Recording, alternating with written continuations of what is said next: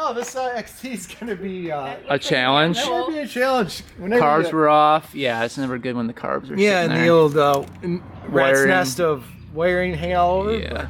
But it's a Yamaha, so it's gonna run. Yeah, we'll try to make it happen. It's got a nice front tire on it. Yeah, good. Yeah.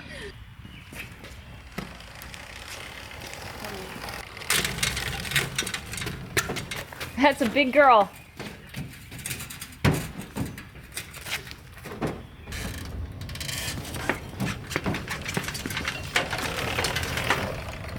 Well, I think this bike is going to give us a pretty good challenge today. This is a 1990 Yamaha XT600.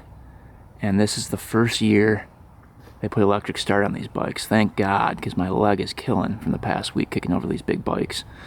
But yeah, that'll be nice to have a little change up with the electric start. Hopefully it works, otherwise we're screwed here. But yeah, these bikes are pretty cool. They produce 45 horsepower, about 100 miles an hour, and these were made from 1990 to 2003 with the electric start. So they were made quite a while. They must have been pretty good bikes. This one, however, is pretty rough. So it's missing the carbs out of it. They were just left off the bike when this bike was purchased. The air box is missing. The CDI box was off the bike when purchased, so not a very good sign. The mileage is pretty low, 12,255 miles. Plastics are all faded. Huge tank on here. Seats all ripped, taped up. Does have all the blinkers, all the controls. Tires aren't terrible. They're not dry rotted or anything. Still has a horn on there. Doesn't look like this one has kickstart. Huh. So it only has electric start. That is very interesting, but you can see the wiring mess here. I think somebody was trying to get spark and probably couldn't, but missing the battery, so you turn the key, nothing happens. Brakes feel like they're locked up a little bit. Clutch pull in, yep. So this is definitely going to be a project today for sure. This was purchased by my friend for 500 bucks. He got this bike and 3 other bikes along with a free Banshee for $3,000. So this is definitely the worst of the bikes he bought. So we are going to try to fix this one up today, see if we can work a miracle, and we'll see if we can get this bike up, running and driving by the end of the video. That's the goal. So let's get this thing in the garage and we'll start digging into this one. This one should be fun.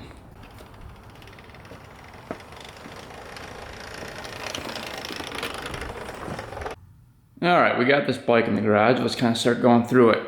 Let's start with a couple close-up shots of what's going on. So you can see the plastics on this thing are completely faded. Should not look like that. So I wonder if we can take a heat gun and see if we can get that plastic back. The seat's not terrible, the foam's still good, so I think it just needs a new seat cover. The tanks on these were really increased in size, so to go further with these bikes. We may as well start with the tank and see what's in there. Whoa, that's actually really clean. Gas tank cap isn't the greatest, but yeah, that's really clean in there. Let's take a look. It's not bad. That is not bad at all. There's a little bit of rust way down in there. You can see. But nothing horrible. There's the petcock down there. Looks pretty clear. Good. So I was hoping that gas tank would be pretty clean, and luckily it is. And then luckily the throttle cables aren't locked up or anything. All the buttons seem to be working. The front brake, I think, is a little bit stuck. It's definitely dragging. One of the brakes are. It's pretty hard to push. But chain and sprockets aren't terrible. At least there's a chain on there. It does have the kickstand still. Buddy pegs. Really, I think the only thing it's missing are the side covers and the air box. So it's not too bad. It came with the carbs right here. So these are what the carbs look like. You can see the crossover tube going to this carb was off of it for some reason. see if the slides go up. Yep. That one stays up. So the carbs are gonna need some work for sure. But it looks like they're complete and all here. And that came with the CDI. Hopefully this is the right CDI for the bike. I hear something shaking around in there. That's not a great sign. You guys hear that? Something was shaking around in there.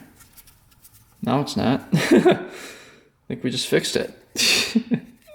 So yeah, I'm guessing there's an issue with the CDI. We'll find out here soon enough. But that's kind of the walk around the bike. You can see it's pretty beat on. And down here you can see it stamped right there, 595. So it is in fact a 600. And then coming up to the VIN, let's show you guys that. So you always look at the 10th digit. So 1, 2, 3, 4, 5, 6, 7, 8, 9, 10. Looks like an L. So let's go up to our chart. These are available on my website if you guys want one of these. I use these pretty much every day. So we're going up to an L, 1990. So it is in fact a 1990 XT600. So we confirm that just in case we have to buy some parts for it. So knowing that, let's start digging into it. See what we find with this bike. Hopefully it's an easy fix. I'm guessing it's probably not.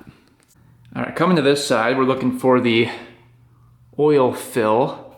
And I'm looking at this side and it looks like it says kickstart. So it looks like there was an option to have a kickstart at some point. So right down there and right there, could have put a kickstart in. Or taken it out. Maybe the previous owner took it out. I'm not sure. But let's go look over on this side, see if we can find the oil. Unless it's in the frame somewhere. Must be up here. Yep, it's in the frame. So there's a nice little guard here we can take off. And we can get to the oil in the frame there.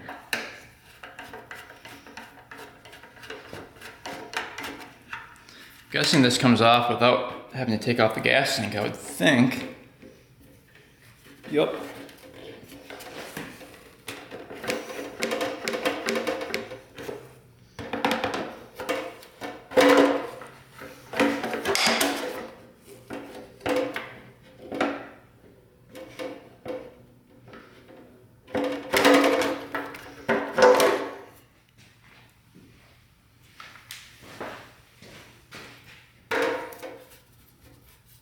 Big fill cap here. There's the dipstick. And as you can see, there's actually oil on the dipstick. Smells like oil. Doesn't look too bad.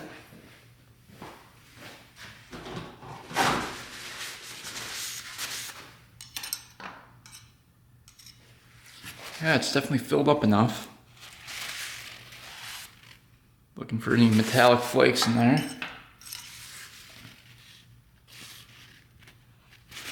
Not seeing anything yet.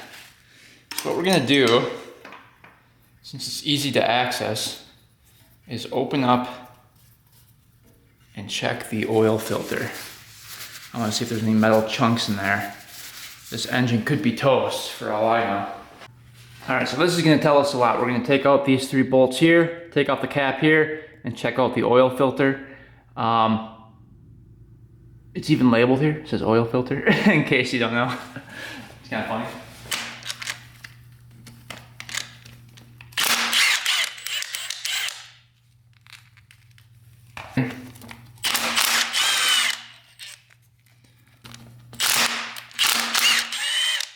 Very curious to see what this filter is going to look like.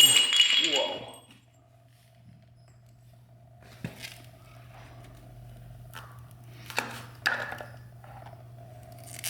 All right, let's see. So far it's looking pretty good. No chunks at all. Oh, I thought that was a big chunk in there. Luckily it's not. Let's wipe that out and see if any flakes show up. This is the moment of truth. Clear. Wow, lucked out there. So we shouldn't have any issues with the bottom end or top end. Wouldn't think. At least there's no metal showing up anywhere. We'll get this wiped off, get our filter back in. I always like to check that. Alright, so this is going to go right in here like this.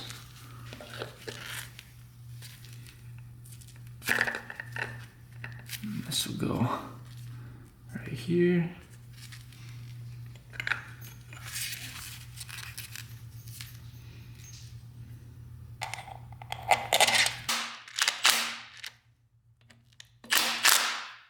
Alright, let's get the seat off of here.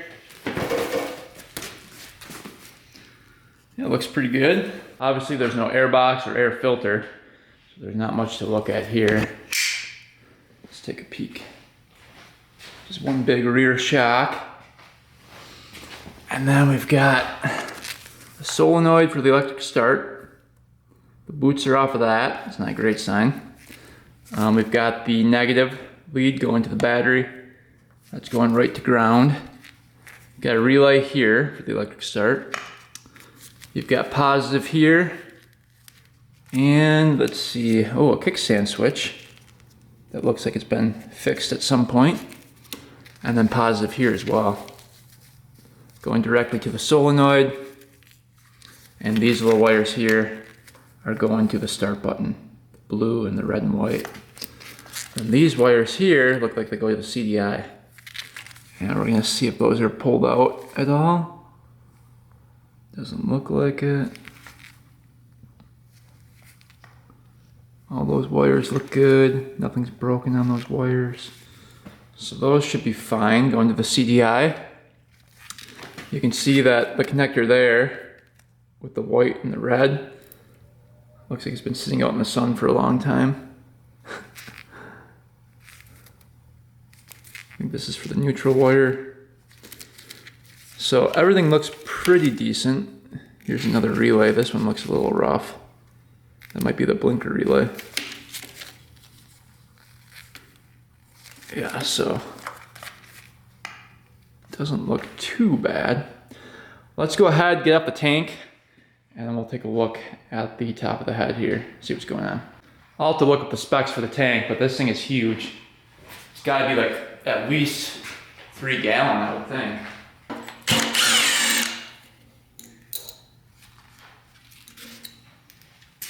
That was just loose on there.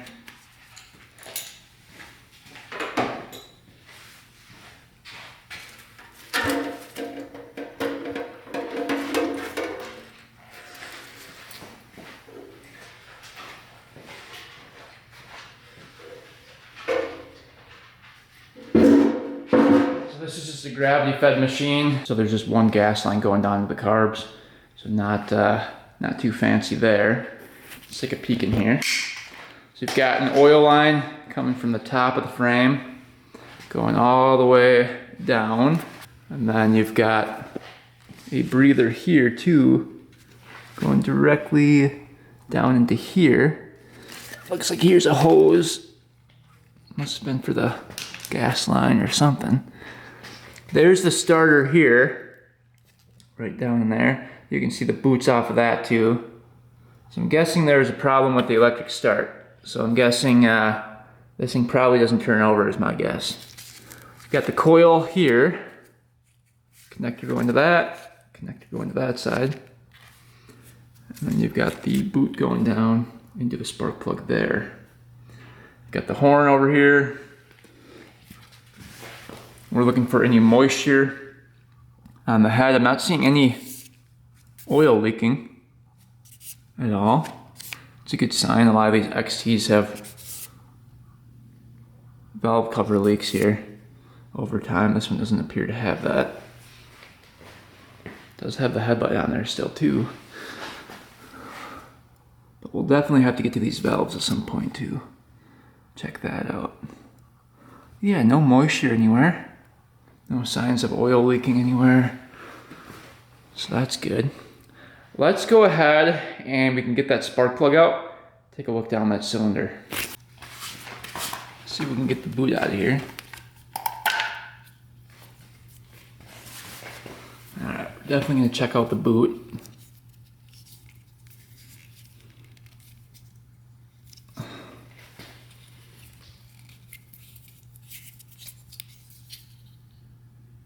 Oh, there was wire exposed.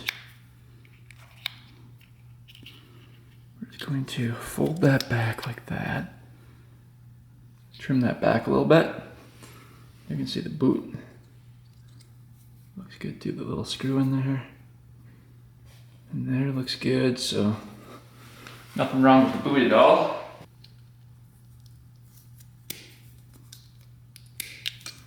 There's some fresh wire exposed, looking good. Get that tied back on here.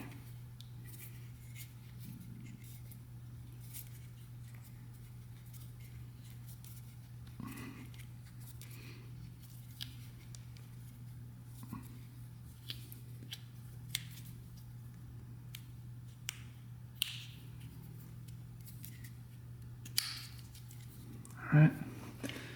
The spark plug is way down in there. Let's see if we can get to that.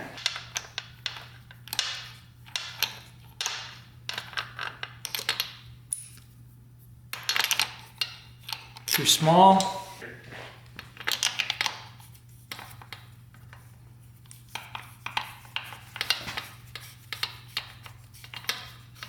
Is the spark plug loose in there? Uh-oh. I think the spark plug was loose. Yep. I don't know. Yeah, I don't think this thing has spark. Shoot. Or it has spark and didn't run. That's a brand new plug in there. Look at that white tip. That's not good. So, yeah, my guess is no spark at all based on that plug. I never like to see that. That means this bike hasn't ran in a long time. Somebody tried a new plug thinking that was the culprit, and it still wouldn't fire. So, yeah, not great to see that. We can get the spark plug in the boot right away. And we're gonna take a look down the cylinder, see what's going on before we attach that CDI and a jumper pack to this bike. See if we can see anything. It's gonna be kind of hard to fish down there. We're in. There's the piston. Doesn't look too bad. Cylinder wall.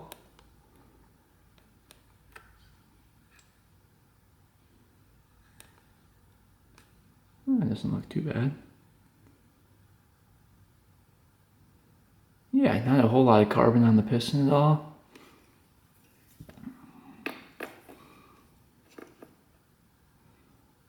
I'm not seeing any imperfections at all. Just a little bit of carbon buildup.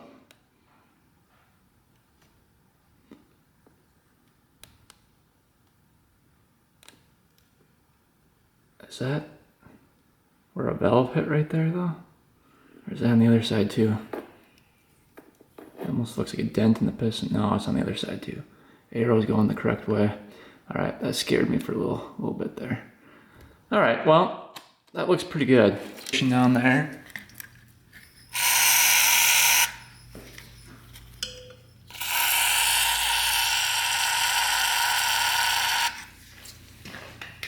Move that up a little bit. Well, I definitely hear something floating in the CDI.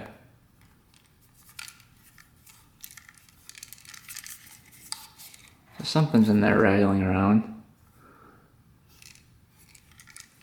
So there has to be a reason that was off of it. I guess we'll find out right now.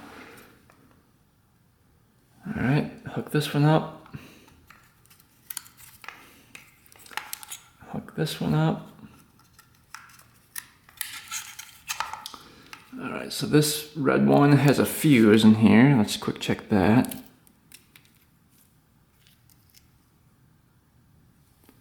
Fuse appears to be good. Let's just check it. All right, we hear a beep. We're gonna be good to go. One end here. All right, fuse is good. Get that back in.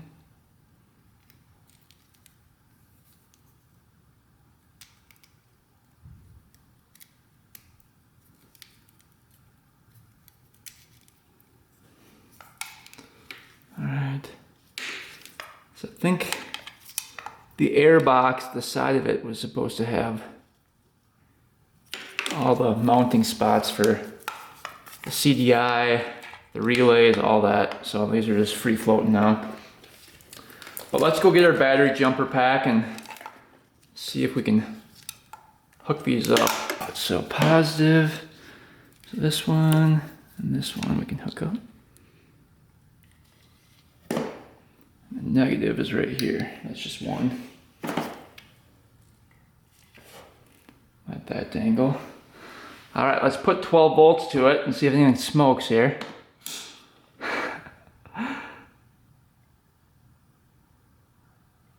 So far, nothing's smoking. That's good. All right, let's go turn the key. Here we go. All right, neutral light came on, lights came on. Blinker came on for some reason. Not sure why that would be. See, is the blinker on? Oh yeah, it was on. Oh, it's even blinking. The relay's working. You can hear it clicking. That one's not working. The blinkers are working, but the relay doesn't want to go. Oh, no, it stopped turning on here.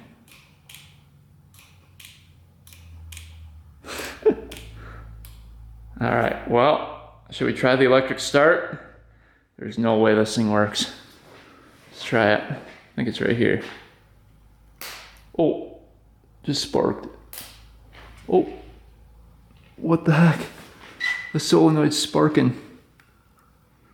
Got positive going to it. That's weird. Why was that sparking like that?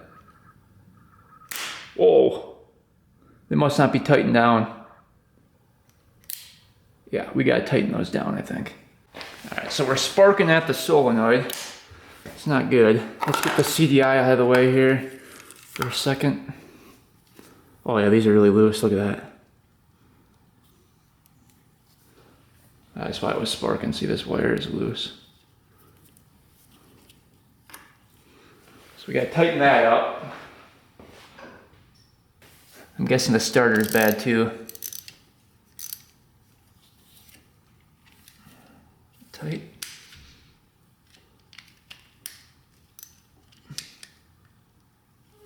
All right, those are now tight. Let's see what happens when we hit the electric start now. Turn this on. Here we go. Will it still spark here? Will it turn over? Oh, it turns over.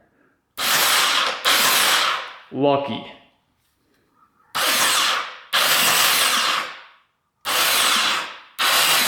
That is amazing. Turns over really good. Really, really good. Wow, I was not expecting that at all. Well, here we go. Here's the real moment of truth. Will we have spark? Let's see here.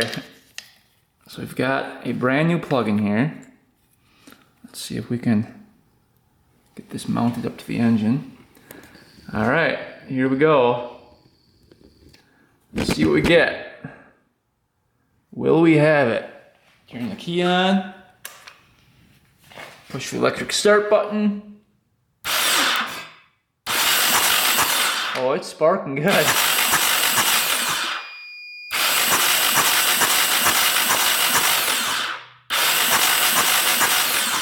No way. How is that working? Hopefully it's sparking at the right time. That CDI I still don't trust. You can hear something rattling in the CDI. Something must not be correct in the CDI. But it's sparking somehow, some way. Consistently sparking. So it's not like it's sparking here and there. It's pretty consistent. Well, that is really lucky. So we have, oh, that was kind of a weird spark there. Huh. There might still be something wrong with the CDI. We'll have to see. Because it just like sparked after the fact there. When we weren't even hitting the starter. That's kind of weird. Let's see if it does it again. You could hear something. It like clicked. I don't know, maybe they all do that. But we have spark, so I'm taking that as a win. Alright, we have spark. Do we have compression? Let's find out. So being a 600cc machine, single cylinder, this thing has to have a decompression mechanism built into the cam. I'm guessing we're gonna have over 100 PSI still, even with that decompression mechanism. But we'll see. See what we get. We can't do throttle open, the carbs are off of it. But one nice thing is we have electric start.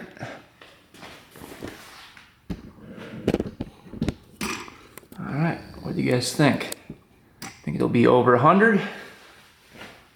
Turn it on, push the start button. Here we go.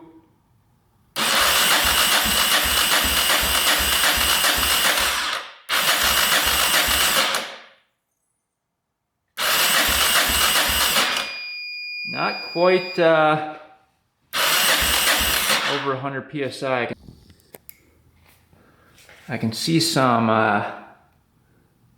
stuff puffing out of the intake here though. Yeah, so looks like compression might be a little bit low, unfortunately.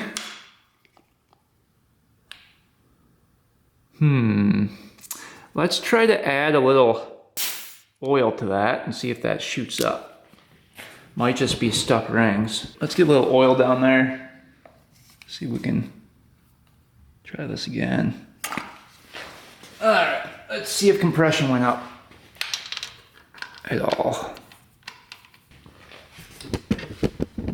Here we go, let's try this again. Yeah, shot way up. We're up to like 125, 130. So maybe the rings are just slightly stuck. But we can check the valves next, make sure those are within spec here. Look at the mouse nest that blew out of the pipe too. Turning it over. Let's take a flashlight look down in there.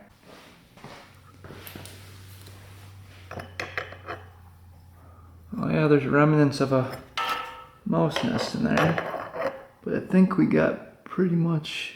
No, it's packed in there. Holy cow. It's really packed down in there. I don't know if you guys can see way down in there. But there's a bunch of fur and stuff. And like packing material in there. Kind of looks like bunny fur to me, doesn't it? I don't know what was living in there.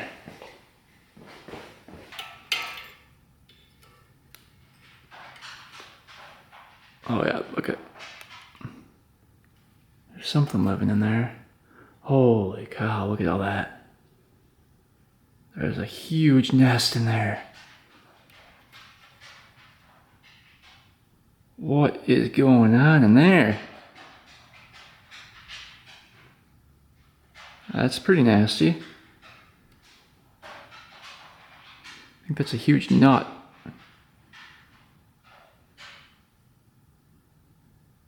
Where are the mice?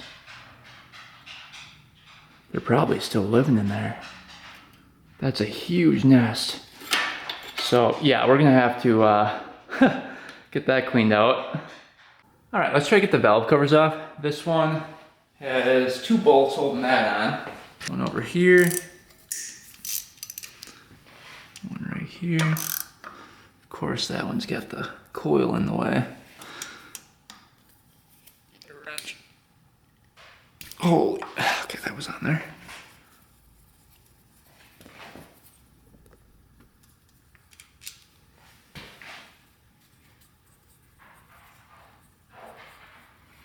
Let's see.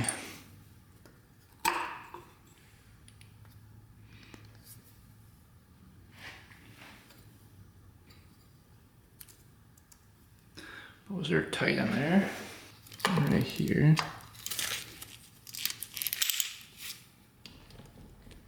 Oh. Come on, don't break on me. Oh, holy cow.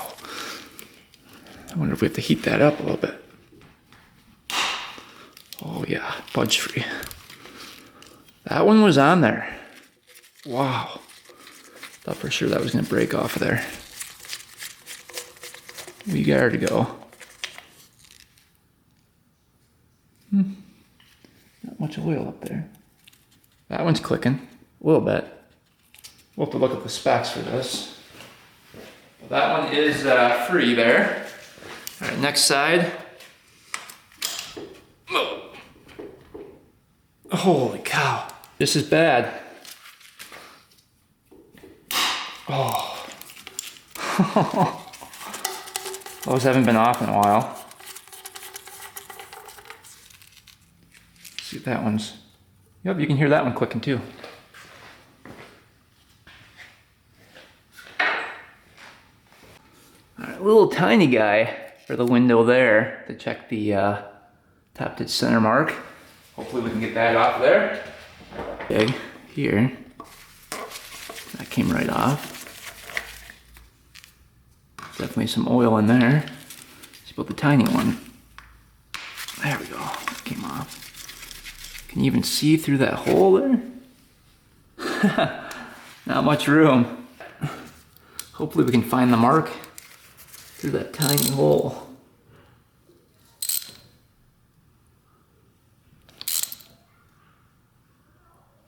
Hoping it's a pretty big mark here.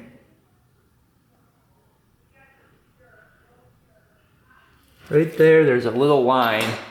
That's not a very big mark.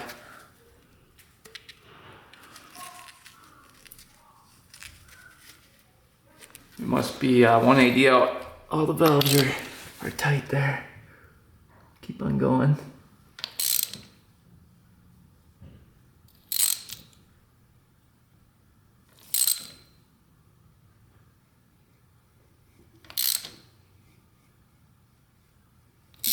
Oop, I think we went past it.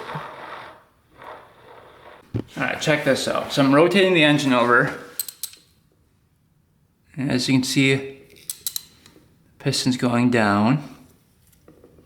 So if we go the other direction, we should be able to find tapped at center here.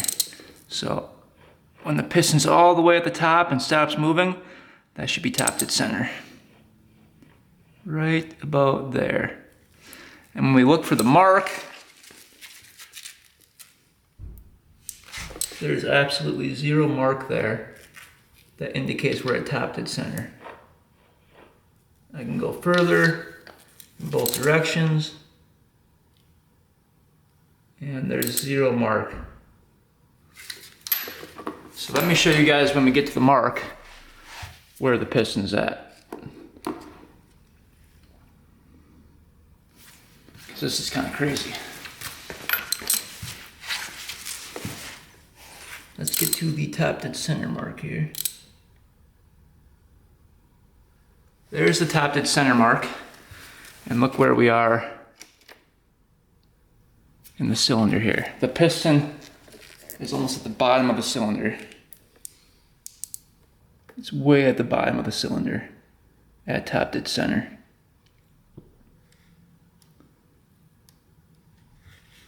So that is not good at all.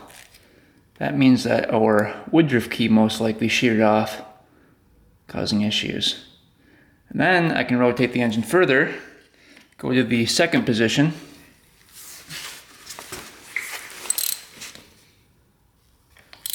So even if we're 180 out, we should be at top dead center.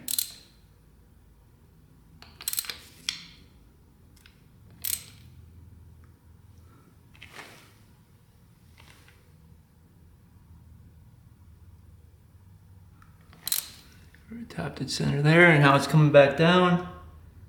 I'm not seeing any marking. Nothing.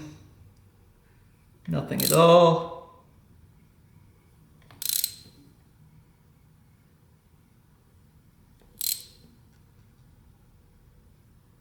Right there is top dead center. So again, we're at the bottom of the cylinder.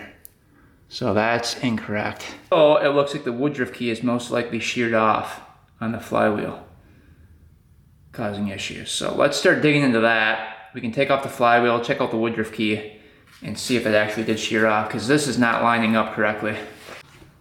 Let's start by draining out the oil. So the oil drain bolt is going to be right down here. If you zoom in, you can kind of see it. Right there.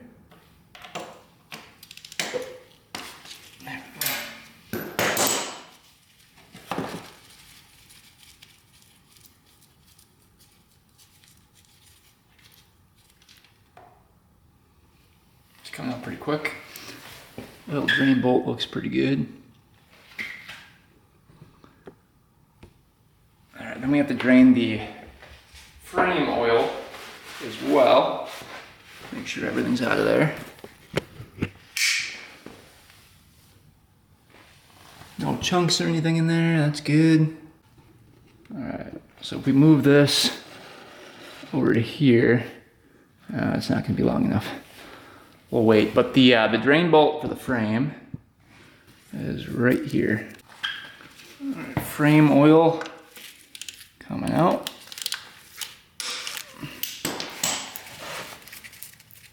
See if there's anything in there. A little bit.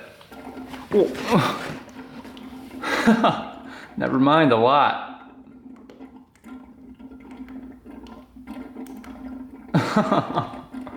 I'm shooting out of there. Jeez.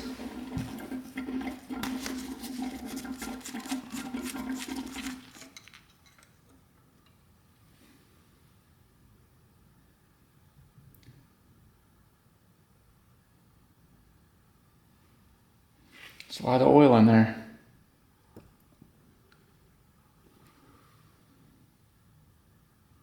Jeez, this thing takes a lot of oil. There's gotta be at least 3 quarts in there.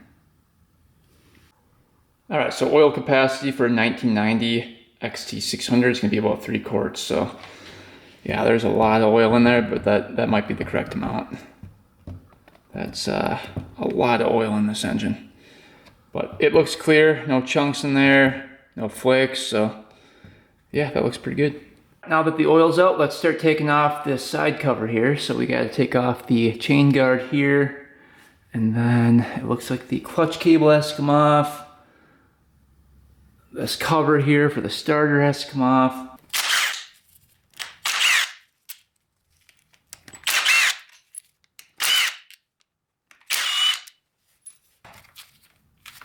If I can actually get a dangle there. Something else holding that on.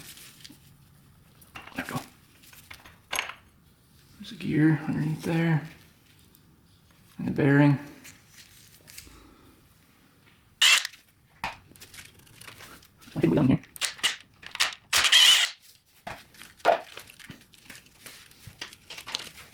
I think I'll ship it too.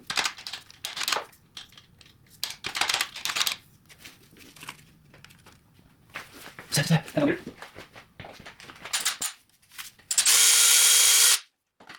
Don't ship them off. It's mine off. Just gonna try to use a hammer on that. Open that up. Should just slide out now. There we go. That works. Alright, there's chain sprockets in there. Now we can get the rest covered off here. One here.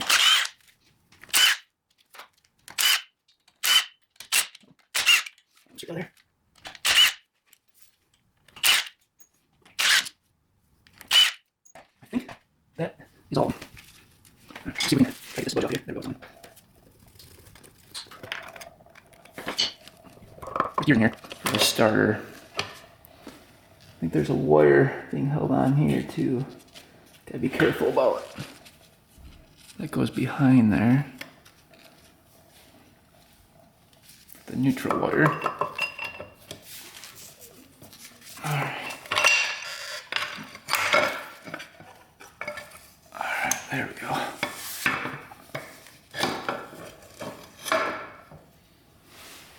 That's how the gear was on there. So it was just like that. Alright, we're in. Whoa. So now, do we have the correct puller for the flywheel? Let's see what the stator looks like here. Looks good. No chunks floating in there or anything. Let's see if there's any woodruff key that I can feel from the flywheel. Nothing. Let's see if the magnets are pretty strong here. Oh yeah. Magnets are strong. So let's see where the mark is for top dead center here. It's right there. Hopefully that's the only mark on the flywheel. Yep. So yeah, it's gotta be a problem with that woodruff key. Has to be. That did not line up at all. So let's zip this off of here and see what's going on.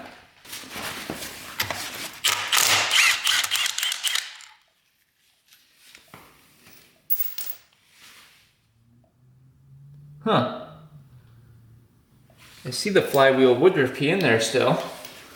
Alright, this is the only puller that would even semi-work for it. This is our case puller tool. Let's see if it'll take her off of here. Hopefully it will, otherwise I don't know how else to get it off.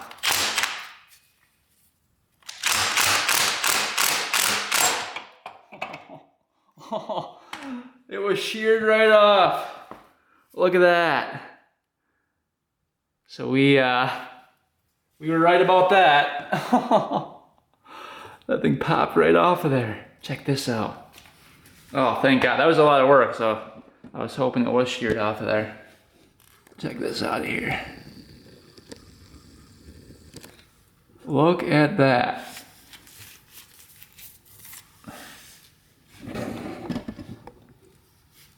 Clean in half. Take a hammer. You actually hammer that little piece out of there. It's already coming out. Look at that. So there's the one piece.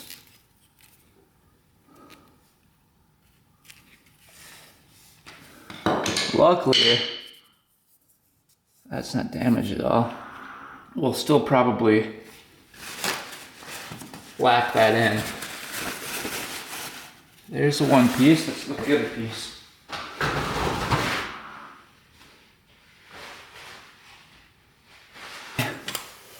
Yeah, right in there. You can see it.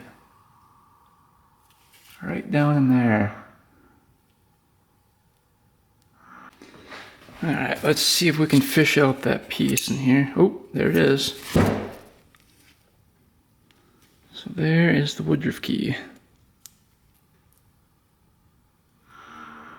Completely sheared off. Right in half. So that kind of makes me believe that the CDI still might have an issue. I wonder if it was sparking at the wrong time and it caused this flywheel woodruff key to shear right off there. Because usually at backfiring or something like that would cause it to break. But the rest of the flywheel looks really good. No damage there at all. That's really lucky.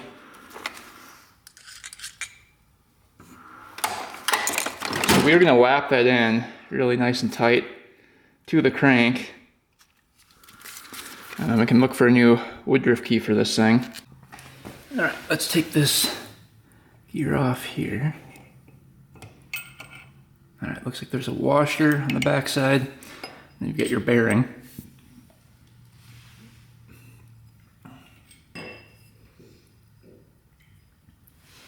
So what we're gonna do is lap the flywheel on. Cam chain looks good. Guides look good. This all buttoned up here. Okay, let's spray that out with some brake cleaner.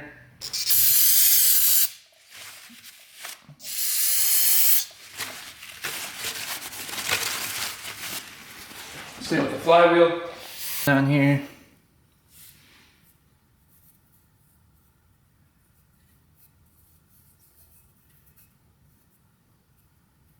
That's what we're using.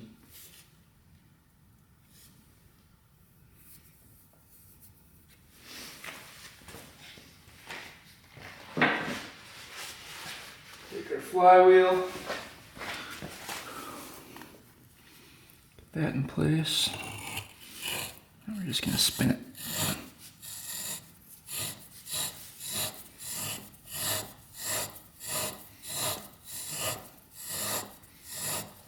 Get the glove on here.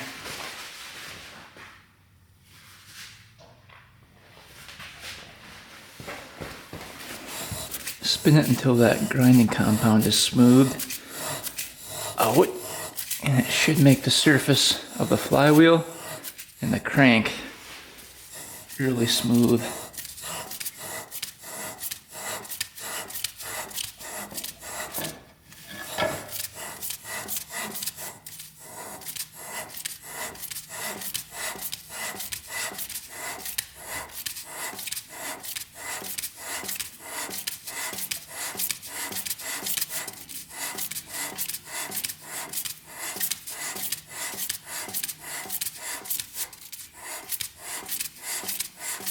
It's getting there. You can hear it.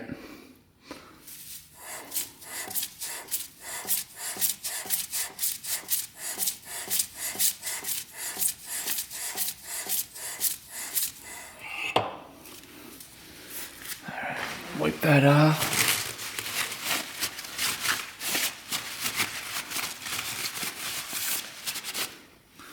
See the inside of there. Wipe that off. I'm gonna clean that out really well. Brake cleaner.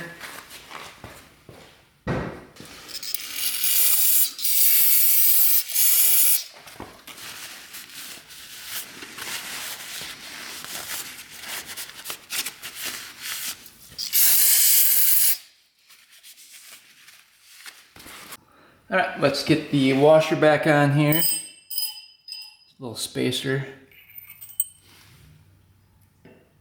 We've got the bearing. And the gear here. It goes on like that. We want to make sure the surface is completely clean when the flywheel goes on. Just spray that off one more time.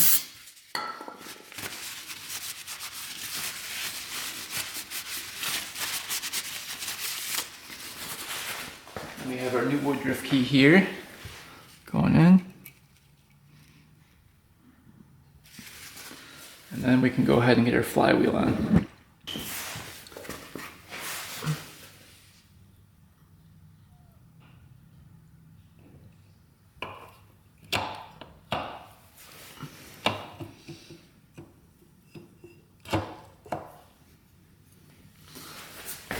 All right, flywheel's back on. Washer on here. Not going back on.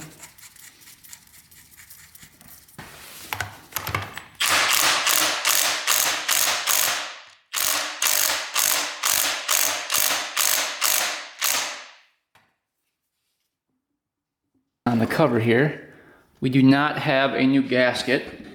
We'll have to get one. But for now, we can temporarily use the gasket maker, put that around here, and it should be fine for testing purposes here.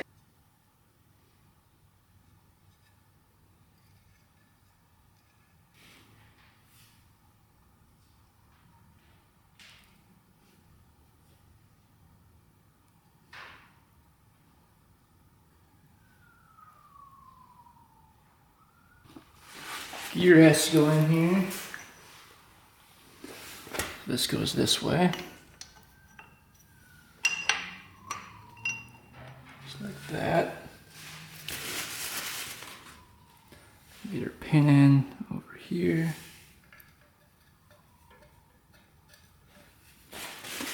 Alright, now everything should line up good. We've got our O-rings in.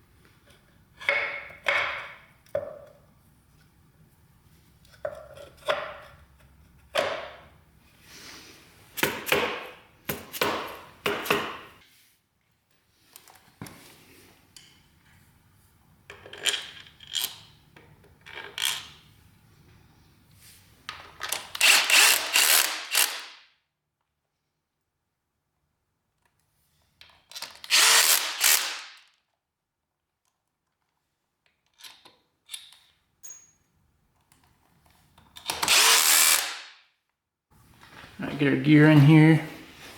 So this is going to go like this. Just like that. And our cover will go on.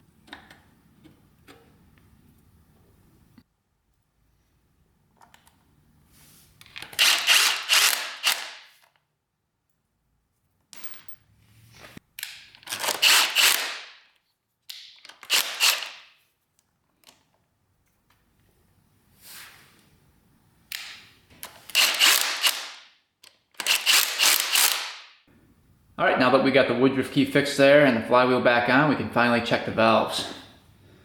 Hopefully now, the timing will be on.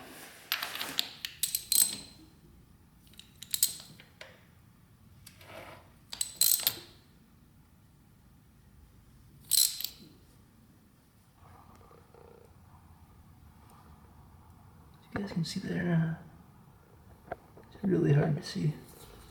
Let's zoom in there.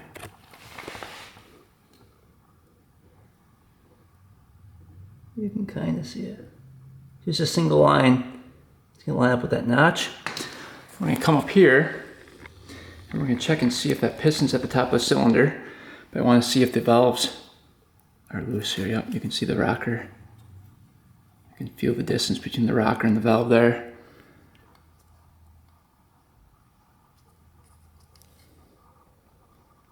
I can't. There's not much clearance on the intake though.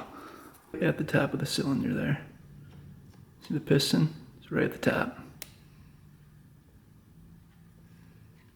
So we are in fact at top dead center now.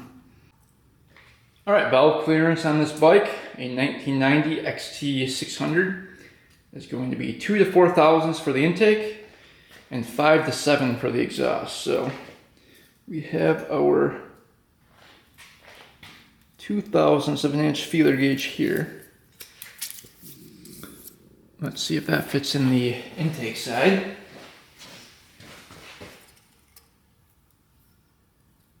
Nope, that one's tight.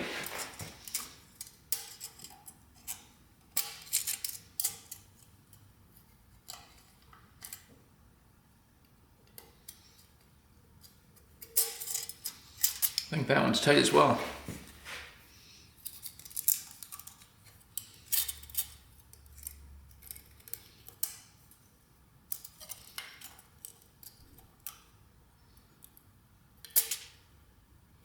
Yep, both are tight. So those need to be adjusted. Let's quick check the exhaust. So that's 5 to 7. Let's put a 5 in there and see if that fits in. Perfect. Slides right in. Slides right in, that's perfect. So exhaust valves are within spec. We're gonna have to crack the intake valves loose and adjust those. Middle of the specs here.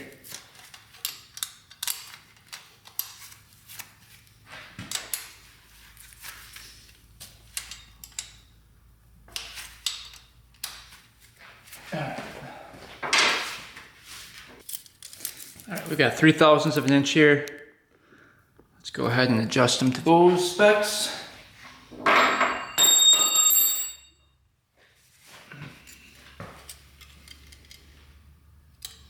Yeah, those were tight, really tight.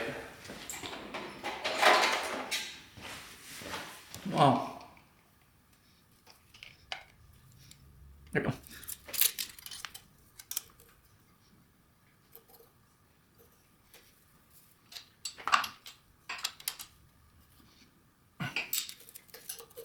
Perfect. Get that one quick now. Now we got the other one.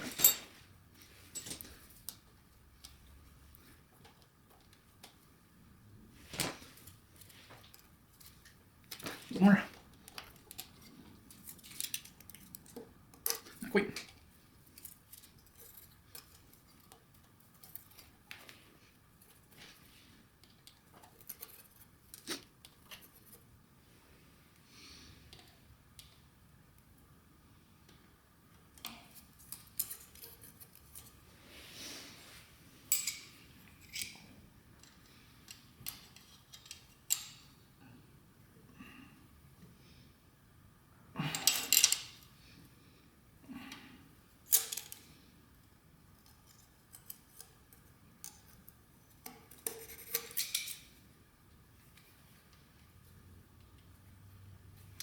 Perfect. So both intake valves are now set to 3,007 inch. Exhaust are set to 5,007 inch. Those are now within spec. We are going to now go ahead and test compression again and see if it's now over 100 PSI. Before we couldn't even hit 100. Hopefully it goes up a little bit. Here we go. Hit the start button. See if it still turns over. Go. Yeah, I'd say that's a lot better.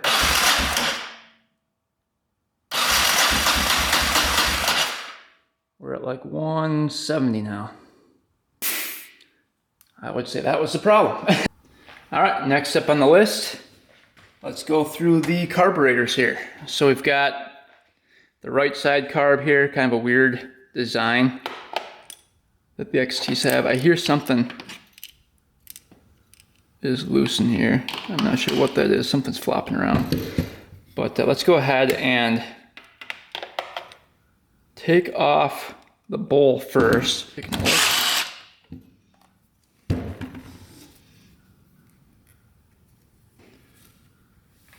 So that's why that was disconnected. Ooh. That is broken off. That's what we were hearing in the carb. I think that's the main jet, possibly. I think it sits on the top of that. Ooh, that was disconnected. Yeah, this was on there like that. Okay, we could screw it back in.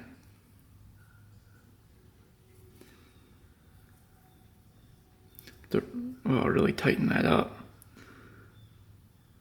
I don't think I have another jet like that.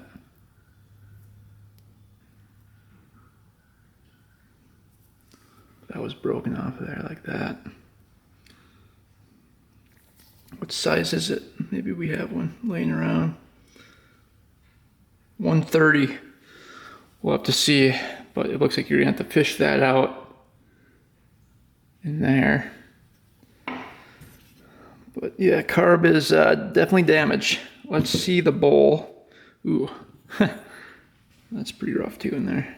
Any problems, but of course it does. It seems like this bike is nothing but issues so far. Of course the pin's stuck too. Pops out of here.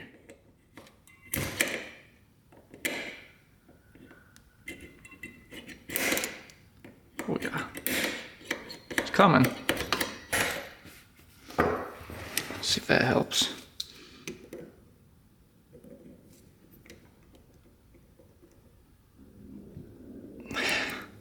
Stuck in there pretty good. There's the float.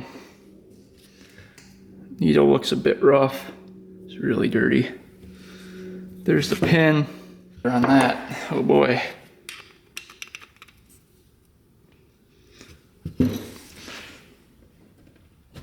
cow. Oh no. I don't think that's gonna come out. Might have to let that soak for a little bit. But we definitely need this out. That's the seat. There's an O-ring underneath there. That's definitely bad. So we definitely need that out of there. Let's take off this hose too. It's probably stuck in there too.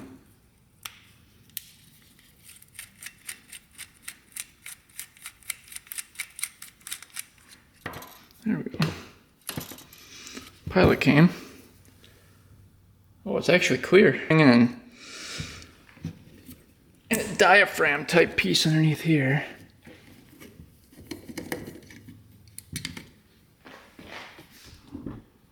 Let's see. Everything's really rusty on here.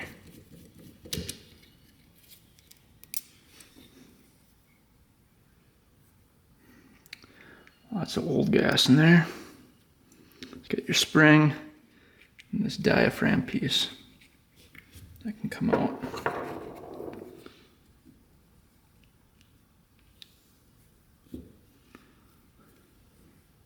Diaphragm doesn't look too bad. There's like a little check valve in here. That pushes down. Alright, that appears to be working. Alright, choke, is that working? Nope. That is not working. So that needs to come out.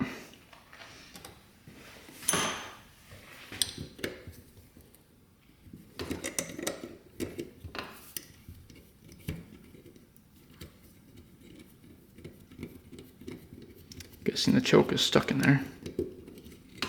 Yep.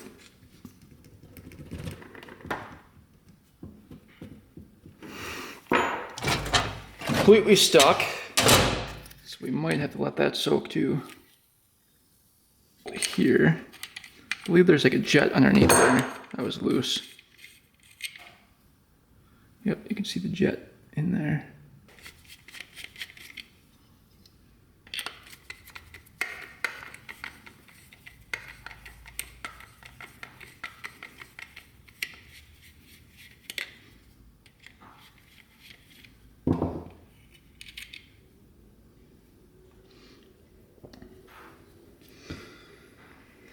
Alright, that's out.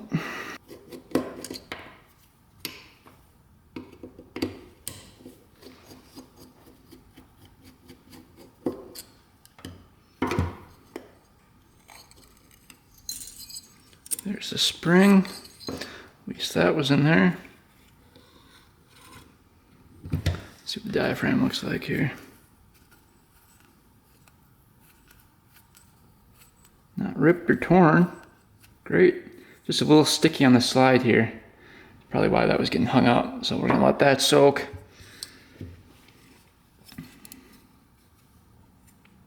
There's actually a hole right there. And this is a vacuum line, so that was sucking in air. Looking good. So we're gonna let this sit in the ultrasonic cleaner along with all the jets, the bowl, and hopefully we can get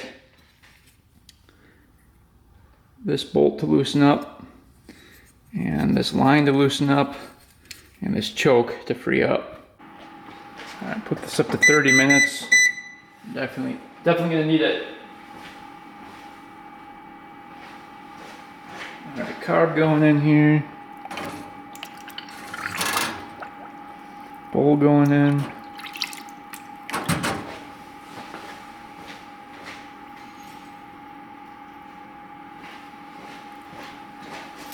Got the float going in, jets going in, diaphragm going in.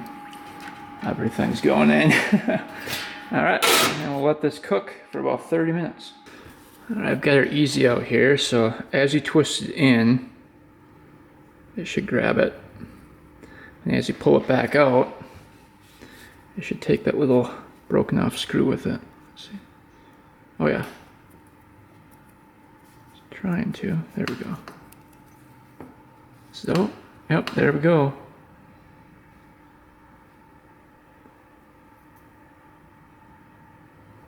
Now we have to find a jet that'll fit in there. I think we did. So this is the original one. And here's a jet that's a 130 as well.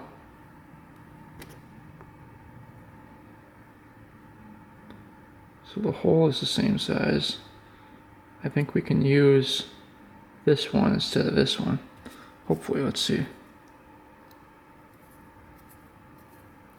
Oh yeah, that spun right in. Perfect, cool. So that worked.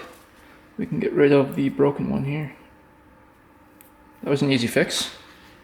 Then we gotta replace the O-ring around here too. That's horrible. Let's just quick take that off. Oh, that is hardened up.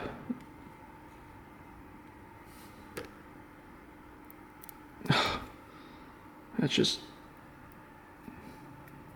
breaking apart.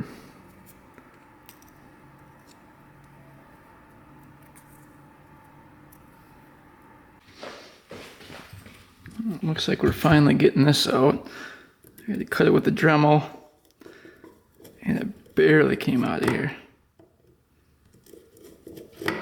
And that thing was rusted in.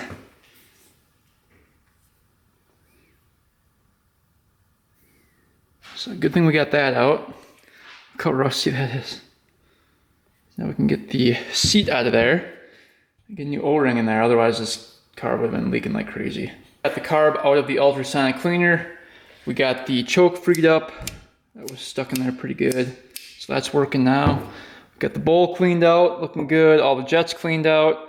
We got the new jet in the emulsion tube. The stickiness around the slide here is gone. So we should be good to go. Let's put this thing back together and we'll get this back on the bike. All right, carb is finally all done here. See, the slide is now working. And then we got all new lines on here.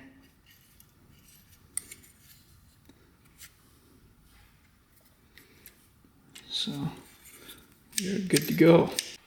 All right, let's get the carb throttle back on. So this one's pulling. So this one needs to pull this one here. Hopefully these are the right cables for it. Appears to be. This one pushes, so this one goes here.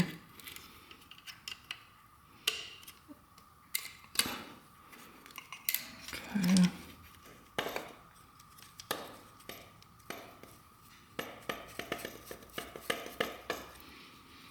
Let's see if that's working. Let's see if we can get these to go.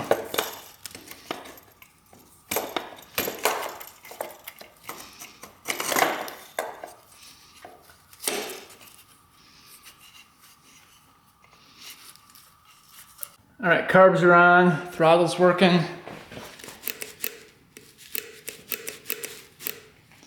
Everything's working the way it should. So now we have to get our gas line hooked up. Let's add some gas to it, see if the petcock leaks.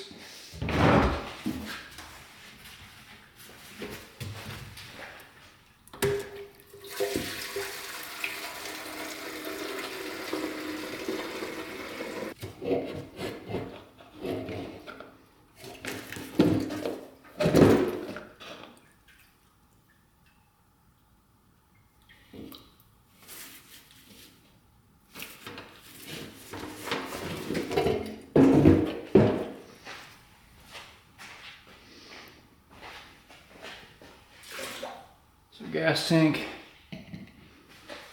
petcock is working. So what we can do is get the gas tank back on and hook up a gas line to it. All right, before we hook up the gas tank, let's get the spark plug in. Got the brand new plug going in.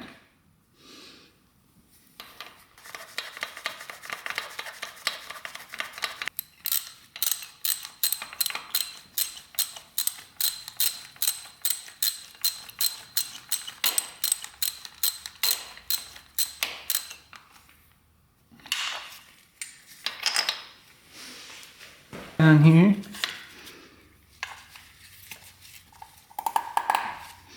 Let's get some oil in here. So this takes 2.8 quarts of oil. 2 more.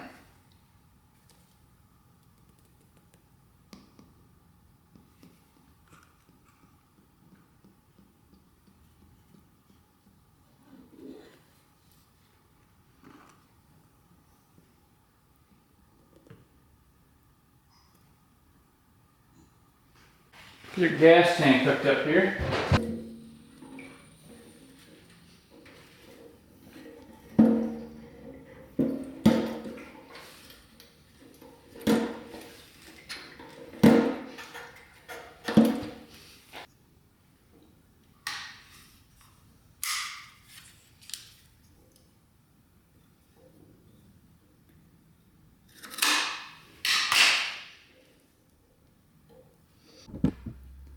Well, I think we're ready for the first start attempt after fixing everything on this bike. This bike was absolutely horrible.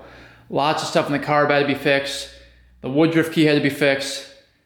This thing is just awful. So hopefully now everything's fixed and she'll fire right up. Let's give it a go here. Who thinks it's gonna work? Hopefully that CDI is correct and it's firing at the right time. Otherwise, we're probably just gonna break that woodruff key right away. So here we go. We're gonna choke it, let it rip. Here we go.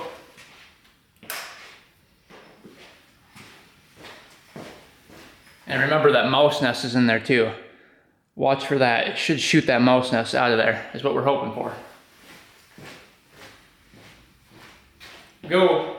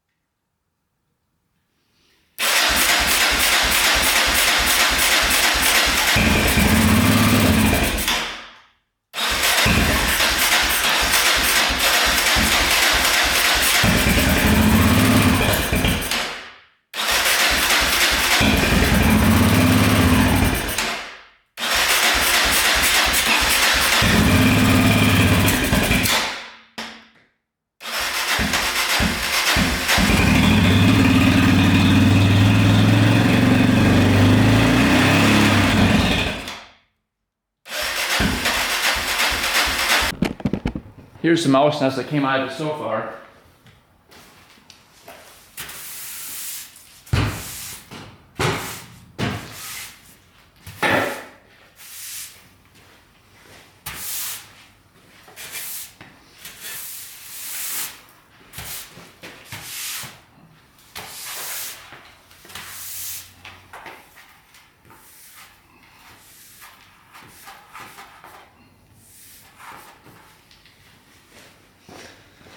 They had a mansion going in there. Jeez.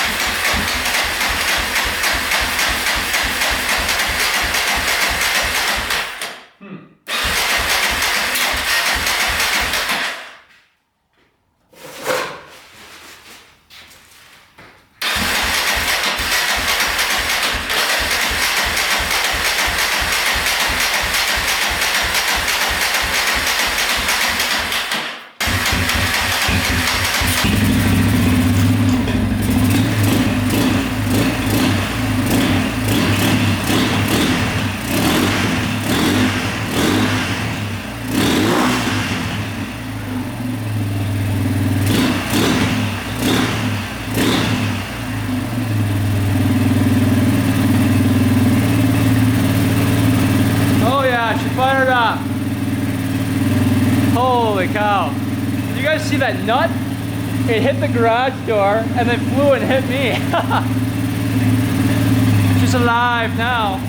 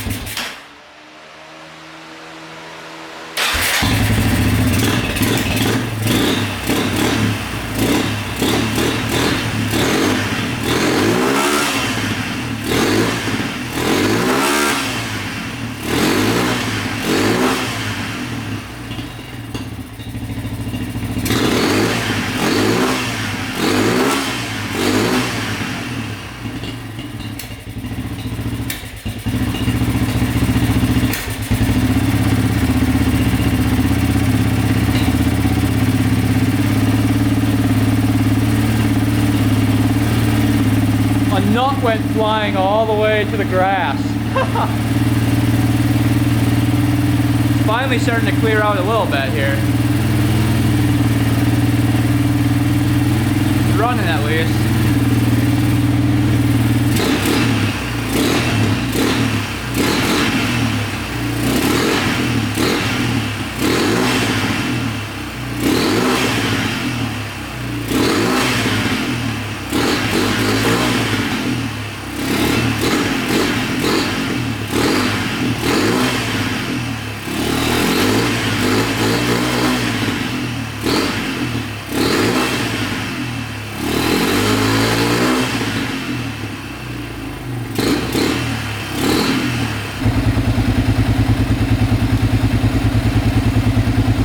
These things hurt when they hit you. Running pretty decent.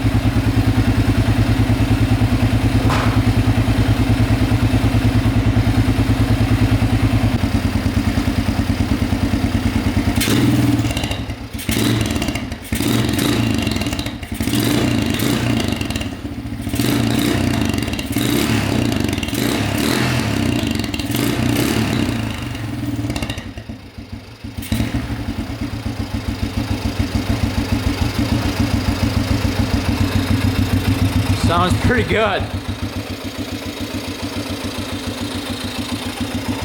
Not bad.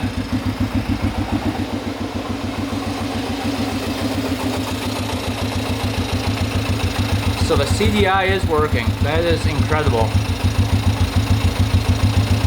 Because something's definitely broken on the inside. Idling nice and low. Look at that. We'll have to take her outside and really rev it up, see if we can get the rest of the mouse nests out. Well, there was no battery box or any place for a battery, so we just bungee corded this thing right to the frame and then took a ton of zip ties and then just zip tied it tight. So this is what we're dealing with. It's on there pretty good. We're just gonna have to take it a little bit easy. But let's see if it works.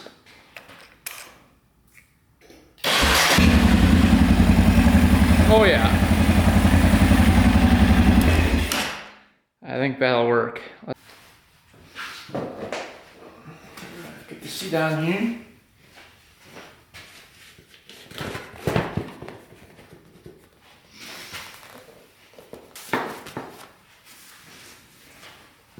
Alright, well, it doesn't look like the seat bolt's down either. This is going to be a sketchy ride. So coming from the garage here, look where the nuts flew. All the way down the driveway here. There's one of them. And there's the other one.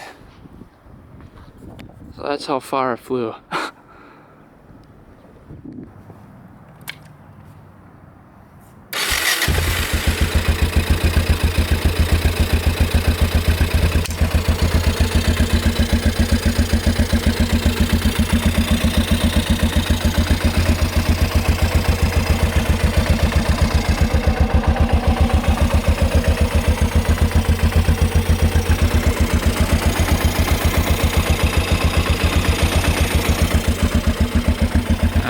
Well, let's see if it moves here.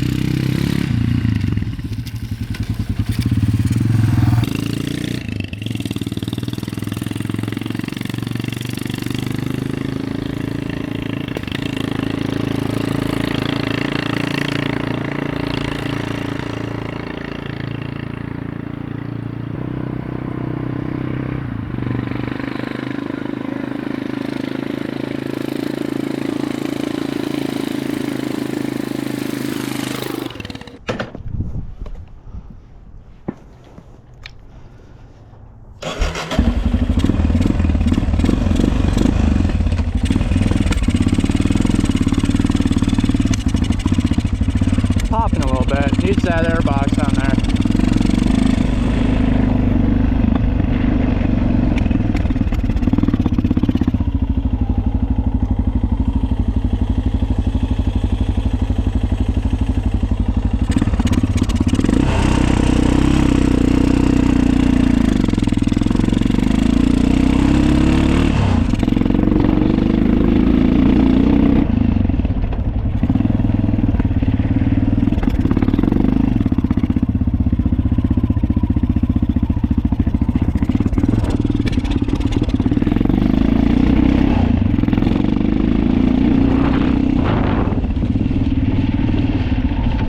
Brake sucks.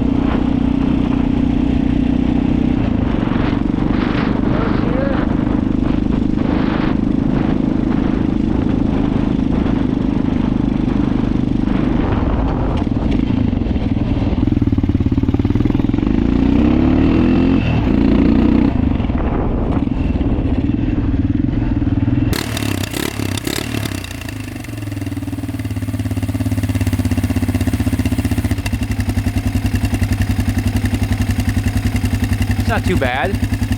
Idles perfectly too.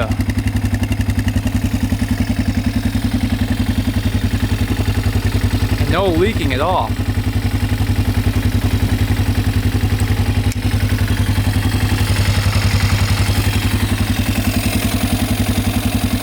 Somehow.